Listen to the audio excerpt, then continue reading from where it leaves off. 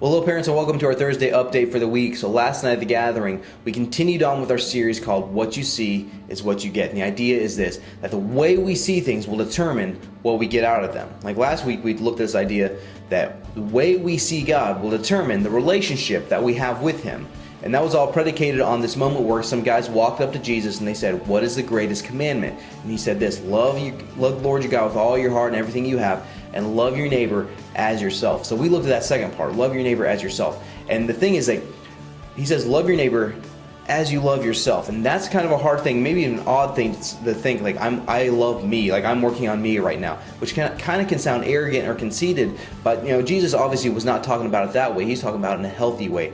And the bottom line was this, that if I can see myself the way God sees me, that will change things for me. I matter because God says I matter. And that comes from 1 John chapter 3 verse 1, where John says this. He says, see what great love the Father has lavished on us. He's poured on us that we should be called children of God. And that is what we are, because that's the way God sees us. He sees us as His children. And if I could see myself the way God sees me, that will change some relationships that I have, right? That will change the way I interact with people. That will change the way I carry out my job and go to school.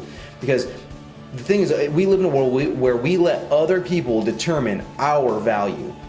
If I'm dependent on, I need a compliment in order to think highly of myself, and unless somebody thinks I look good, or if they think I'm smart, or I'm fast, or I'm strong, or I'm pretty, or I'm handsome, or whatever it is, if I'm dependent on that, it's just like a hamster wheel. I'm going to keep constantly chasing that, because I'll never get enough compliments. But if I see myself the way God sees me, that will change things for me.